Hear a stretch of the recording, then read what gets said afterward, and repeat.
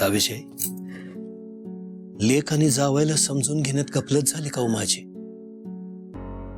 ते दोघं साळा चाली होत्यात म्हणून आपण लेकीचं नाव टाकलं, आणि त्याच कारणासाठी एवढ्या मोठ्या साहेबानं त्याच्या मडमेनं एवढा सन्मान एवढं कौतिक केलं त्याच.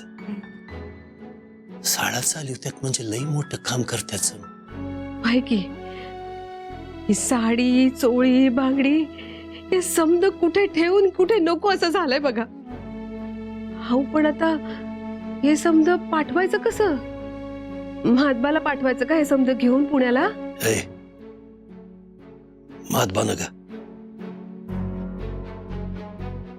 आपण जाऊ पुण्याला. हाऊ खरं सांगताय? नाही म्हणजे तुम्ही रागावलेलात ना, पुण्यासनी येणार नाही म्हणून सांगितलेलं. हा काय डोसकं तुमचं साविजय. सकाळी मी माधवाला म्हटलो तुझ्या डोसक्यात दगड घालीन घातला. अहो रागाच्या भरात बोललेलं सबूत असत्या, ते सरून जायचं. ती माझी लेक आहे सावी, तिच्याकडे जाय कसला रुसवा फुगवा, कसला राग, कशाचा कमीपणा. खंडेरायाच पावला म्हणायचं की. कपाळ करंट ठरलो मी साविजय. साळ पाहिली लेकीला नाही नाही ते बोललो मी, पण गोऱ्या साहेबाला कळलं माझी लेक काय करते. एवढं कौतिक, एवढा मोठा सन्मान माझ्या लेकीचा.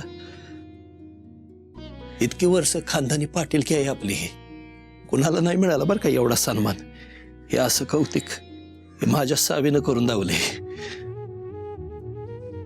घराण्याचं नाव मोठं केलंय पोरीनं. आता काय म्हणतील लोक, लेक कुणाचे? खंडोजी नेवशे पाटलाची लेक आहे. हाऊ रडू नका की, सोबत नाही तुम्हाला.